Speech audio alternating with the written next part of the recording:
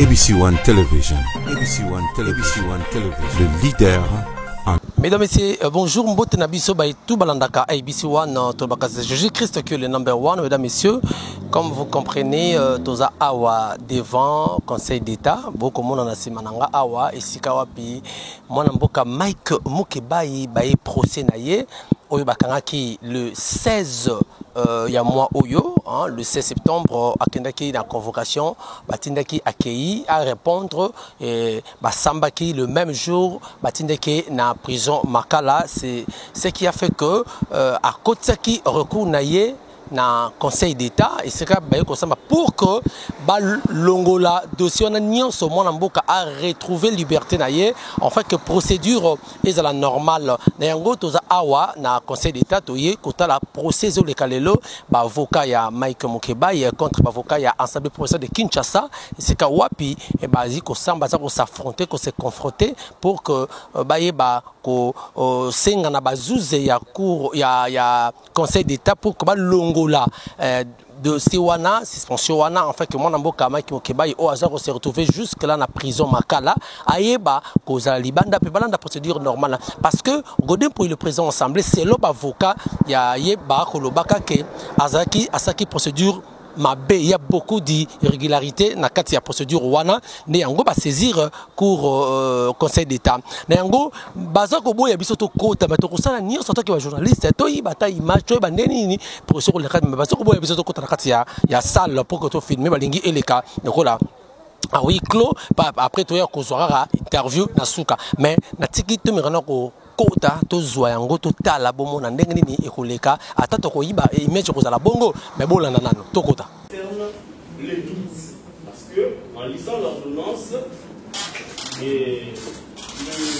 le juge a semblé dire que même les doutes apparemment il n'y en avait pas. C'est comme si les référents s'attaquaient plutôt à la lettre du secrétaire général.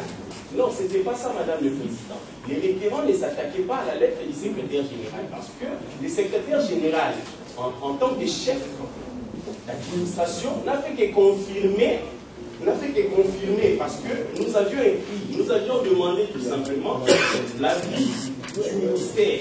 Le ministre a réagi par le biais de son secrétaire général en disant que Bakissi est érigé depuis 1955 en secteur. Ce n'est pas une sécurité. Alors que l'arrêté attaqué en séjour, Madame le Président, fait d'un chef des collectivités comme chef des secteurs. Ce n'est pas ça, Madame le Président. Raison pour laquelle le référent est pris par défense pour attaquer cet arrêté-là afin que votre conseil puisse suspendre cet arrêté-là. Et conformément à la loi, Madame le Président. Madame le Président, nous allons également dire un mot en ce qui concerne, rapidement, bien entendu,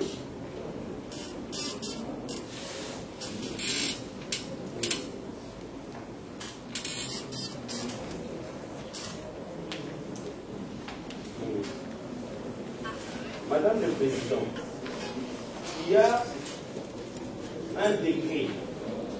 Les décrets qui démontrent, les décrets qui a fait que les gouverneurs de cette province-là, de province de Bukavu, ces jours, Madame le Président, c'est ce décret-là qui a permis aux gouverneurs de prendre cet arrêté-là pour ériger les secteurs de Bakissi. Mais étonnant, Madame le Président, votre conseil s'est permis d'ignorer même les décrets de l'ancienne colonie, Madame le Président. Votre conseil a semblé ignorer même les décrets. Il y a toutes les références dans le dossier. Il y a également l'arrêté en question. Madame le Président. Pour Bukaye, parce qu'il y a commis béton.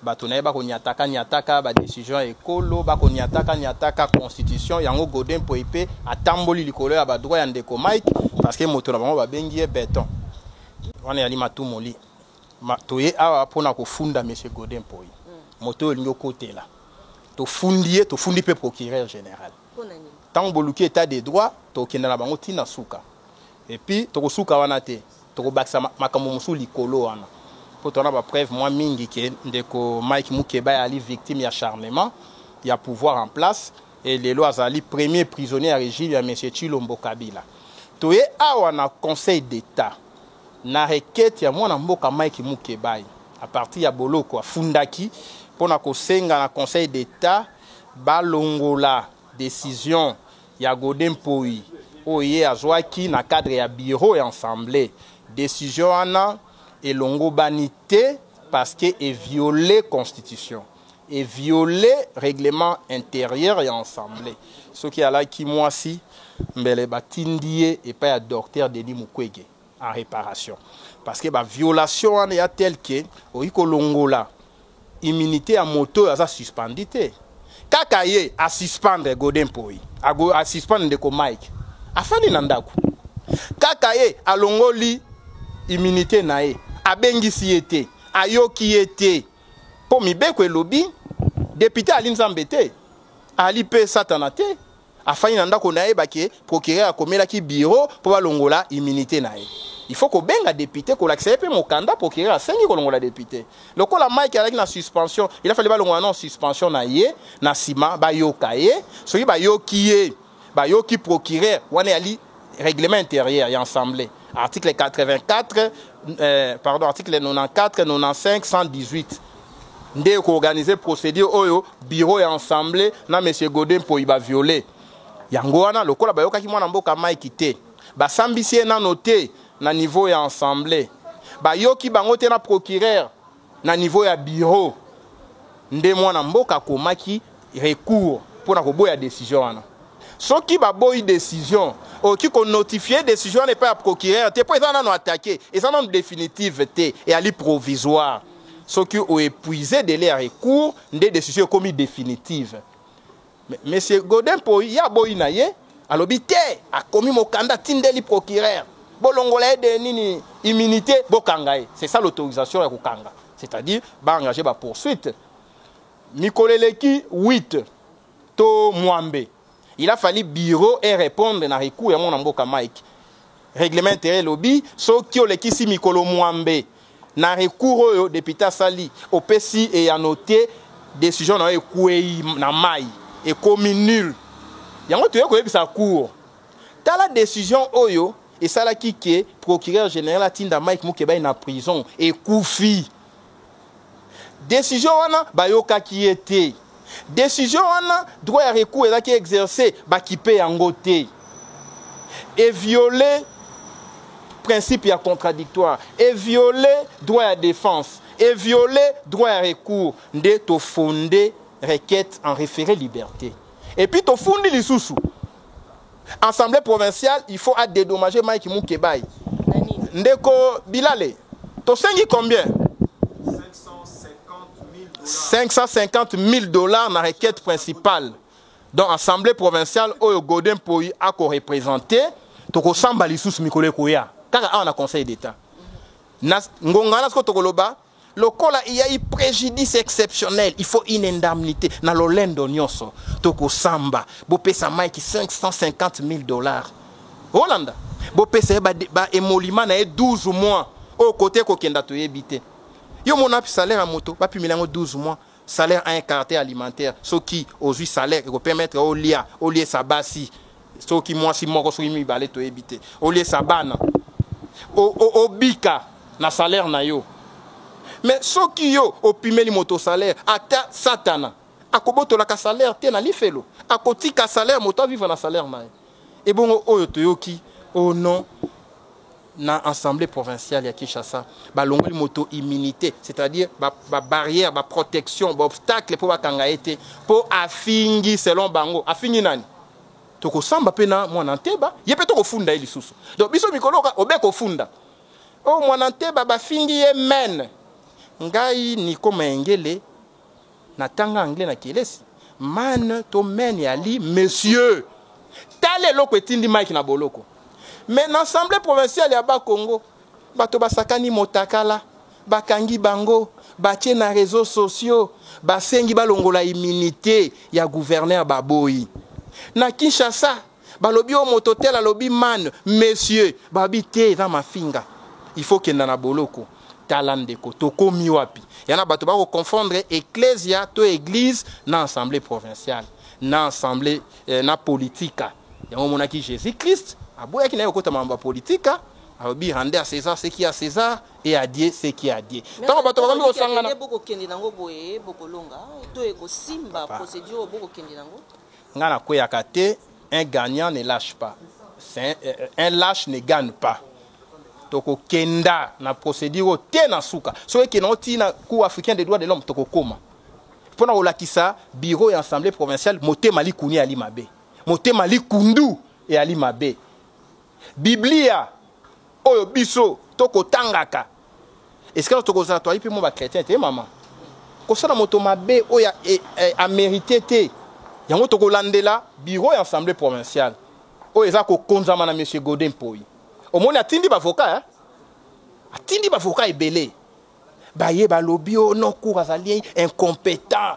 cour elandi bango pété alobi bo continuer to lakisi compétence ya cour bazina bazana maloba te bako kokapete omoni posango kitoko na elengi sika o biso to kolonga te pona nini to ine likete zuzu azali mwasi ya lokumu o soki ba pesi décision ata mibali bakomaka kitoko ndenge wana te ali moto amayele okomona décision akosonika akokoma na nini soki do ezali na ngambo na biso to longi soki na ngambo na biso te to komanyo la décision wana ya mwete to kende suna procédure mosusu likama Mike to tika yango te Maître Nico Maître Daniel a dit que les affaires provinciales comment bien bon mia otina conseil d'état na compétence ya conseil d'état sur quelle base je décline boni et le voilà omoni mambo ya violation ya droit de l'homme hein toute juridiction est compétente en matière de violation des droits de l'homme. On a ibemba.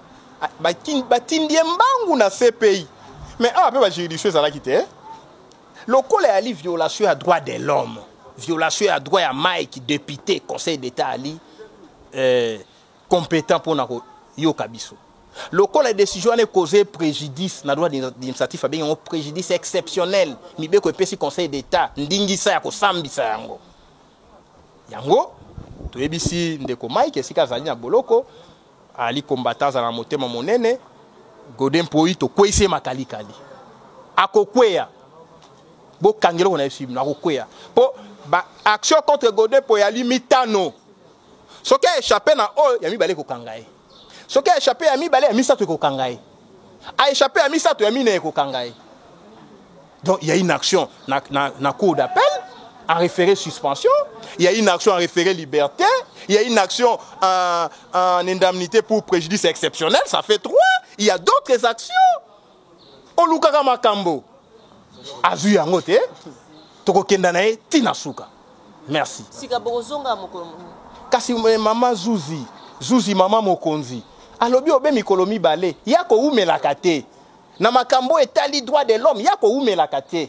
Po Mike ali na boloko. Ye akosambisa na lombango pona ayebisa biso tolongi te donc dans 48 heures Maître Nico apano ya Godin Poi alibo kenandanya mona te baboko bati na 17 ali na sima bimito boko sande na ali avocat ya mwana mboka Mike Mukebai eloko ememi mwana mboka Mike Mukebai na boloko ali 17 plainte te ya ali obe plainte moko plainte yango mokolo bakotinda ye na boloko yalaki mokolo oyo moto afundaki esengaki te aya na office ya parquet babengisi mwana mboka Mike Mukebai lelo mbala liboso basambisi lelo babengisi Daniel Monanteba le même jour ba confronter bango Daniel Monanteba akolela tobi mais akolela nini ya fundi moto babengisi na mbango akolela nini tobimi na couloir to vérifier nzoka kufela ki mwana na ya liboso moto akufeli aye na tribunal pona kaka batinda moninga na boloko mais toyebite ya kanisa ite yako kenda lifelo tala soni mawa elongwe biso yango toyebisio moto nyonso na sima dossier ya Mike tokufunda ye soki tozwi ba preuve o azala béton azala chiffon azala kanga moyibi azala rétrocommission tokufunda ye Boluka qui est de droite, hein? Premier million, bien que boloko na likamba 15 millions de dollars. 15 millions, ngana ko loba yango mikolo nyonso. Ba iba okanga pe ngai ni koma ngé. Na ko zela te, to banga bango te. Ba okanga pe Daniel Safu. To banga bango te? Yoko to na immunité ta. Eh, yo kasi ngo sambisa ngai, ngo otuna ngana toje, bwe mutako sima ngana toje. Eh, na sali avocat te. Toje côté là. Eh, biso ba avocat pe, to apena ba droit na biso, na ba avantage na biso ngo mona ngaya. So ngo kanga il faut komelana no procureur général. Boye ba ngote ya procédure wa. Boye ba ka ngote. Na za pe na bâtonnier. Il faut pe kokomela ye. Hein? Zola ngai. Donc on est allé entre parenthèses, mais dossier à 15 millions to kotika yango te. Tango balobi était 15 millions et ali rétrocommission ali COP. Mais COP eza violation à droit ya ma de bana et ali retour na ba pratique à Mobutu maloba ndenge wana ko bima na monoko ya bato nyonso me bato mosusu te yango wana biso to kolandela mambo ya 15 millions tina suka to kofunda bango to na ba preuve to kofunda bango mibali bazali basi bali na kati na dossier 15 millions bandako basombi na Paris to moni yango na Miami to moni yango to kolandela boko mona mokolo na ko beta plainte contre bateau bakolo baza intouchable bango bako mibenga ba béton biso to koya na marteau tokobuka lokola na caterpillar bokomona bolandi na Angola hein? Mwana Eduardo président Angola kangiete mais lokuta efandaka kuna elalaka kuna biso tokokosaka te mwana mboka Mike Mukebai journal na ezali c'est news te journal ya mwana mboka Mike Mukebai et Ali Lingwala circonscription et vota qui est journal na ezali assemblée provinciale akolobela mambo ya assemblée provinciale tango akobima boko kima pour aller dans le dossier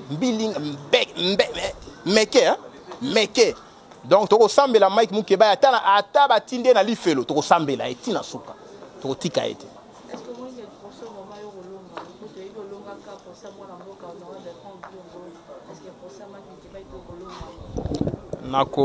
l'avocat a l'obligation des moyens, l'avocat n'a pas l'obligation des résultats.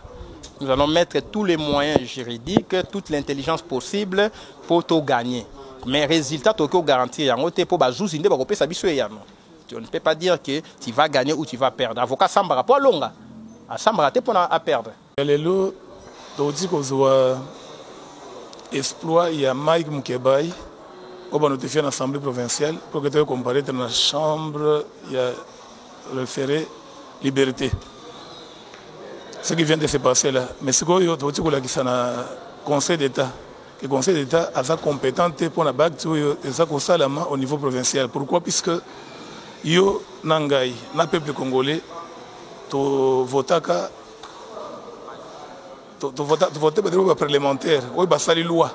Na loi na bango, bah le non Conseil d'État il faut s'occuper na bague oyo et salami au niveau il y a autorité centrale et non pas. L'autorité provinciale, les compétences, il y a cour d'appel. C'est ce qu'on a essayé de faire voir au niveau de la cour. Mais l'avocat Mike Baloubi, il y aurait une autre procédure d'indemnité. C'est ce que nous connaissons, pas plus notifier en côté. C'est comme ça que nous avons plaidé sur incompétence et Conseil d'État. Et puis nous attendons le Conseil d'État 48 heures pour répondre à bis. Si, nous sommes venus pour compte, il y a l'Assemblée provinciale de Kinshasa. Oui, qui est dirigé par le président, qui a été élu comme président de l'Assemblée, c'est le président Godin Poé, que vous connaissez tous.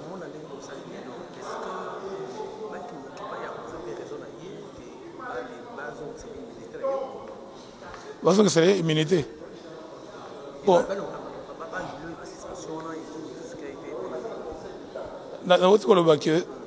Par rapport à l'acte posé par l'Assemblée provinciale, ils allaient au niveau régional, ils allaient au niveau de la Cour d'appel, ils allaient au niveau du Conseil d'État. Makambo tu ko bagé biloko mosusu ba indemnité auto éviter on ne sait pas. Après ce article parlant il y a biloko mosusu oyo to ya par rapport il y a acte posé par l'Assemblée provinciale n'est-ce pas? Par rapport à acte les a relevé la compétence il y a cour d'appel. Mais à le makambo mosusu auto éviter oyo communiquer d'abord par loyauté.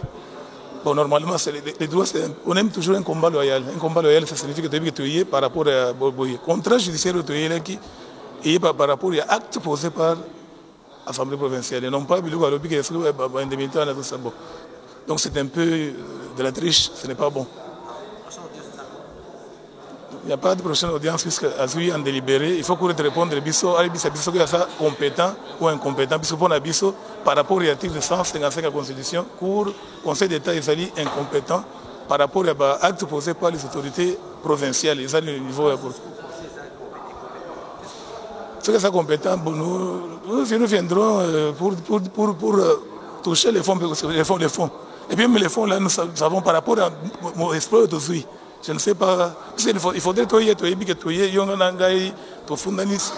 sur tel ou tel X ou Y chose. Pas par rapport à contrat judiciaire, mais un contrat judiciaire. Donc, c'est un peu malin. Il faut que un contrat judiciaire. Nous sommes venus pour ça. Voilà, nous sommes arrivés à la fin. Bouti Kolanda, ndengeni image sali, baboya kibisoto, meka kozwa image, mais to fofile kaka na ndenge bomona kito yibima image pour que to zaka moi image na mukie, de bosi Kolanda, wana na kati ya procès, bomoni peut mettre Nico ndenge à lobby, donc to ba renvoyer na 48 heures, donc ba zouze ya Conseil d'État, ba koye ba ko renvoyer, mais c'est là ba zouze ya APK, c'est-à-dire ensemble procès de Kinshasa, oyo mona boka godem pour yazali président, balobi ils ont la compétence il y a awate parce que c'est une affaire nationale et provinciale. Alors ils ont la compétence il y a bazuz awate na Conseil d'État fallait ekende na cour d'appel. Mais ba y a mboka pe ya maki mokeba balobi que il faut awa parce que ezali ba ko saisi parce que c'est un acte plutôt il y a violation.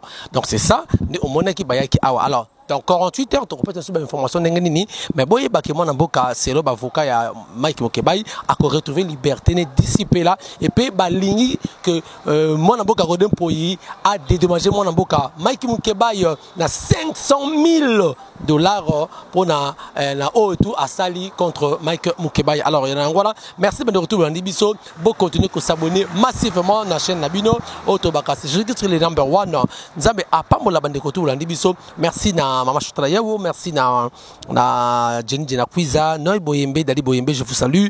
On se retrouve prochainement. Ciao, merci. ABC One Television.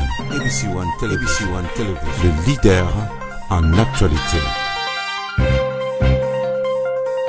Actualité politique de la RDC, d'Afrique et le reste du monde. ABC One Television. Le leader en actualité. Actualité locale et internationale. ABC One Television. ABC One Television. Actualité sportive, le football, boxe et autres. Actualité religieuse en RDC, en Afrique et le monde. Actualité culturelle de tous les pays africains. ABC One Television. Les leaders en actualité, c'est ABC One Television.